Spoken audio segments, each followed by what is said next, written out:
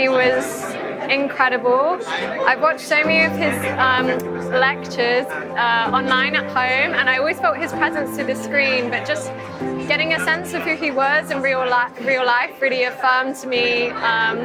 He really walks his talk, like he's really lived it, and he's giving us what he's realized, not just what he's read. Well, the first thing is I don't think anyone should be normal. Okay.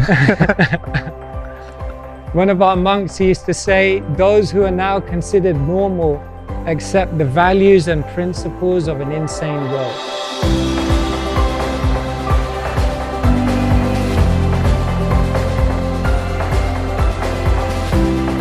At the end of this life, people won't remember us for what we did. People won't remember us for our achievements. People won't remember us for our percentage in a test, or our position in a ranking, or our power in society. People will remember us for who we were, the qualities that we exuded, the character that we cultivated in our life that touched their hearts. And so, what the ancient spiritual teachers tell us is, along with having a to-do list, have a to-be list. The Swami was an important figure to have in our academic paths. We tend to be so involved in the intellectual level of understanding things, and there's so much more.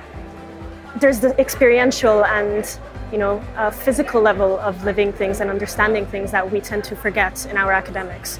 The monks told me monastic life means simple living, high thinking. And then the monk looked at me and he said, in the world nowadays, people are simply living, hardly thinking.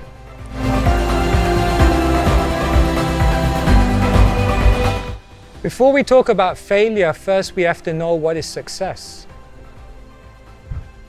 If people have the wrong definition of success, then they will also have the wrong definition of failure. According to spiritualists, success is not in the result. Success is not in the achievement. Success is not what you get at the end. That's not what defines success.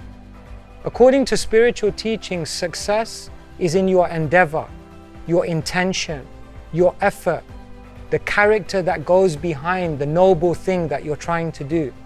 And once you've invested all of those things, whatever the result may be, is actually inconsequential. It's already a success. I felt motivated and moved and inspired. I felt really grateful at the end of the talk. It's not often we get to be so close to great personalities.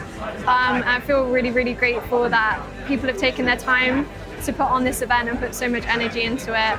So yeah, just grateful.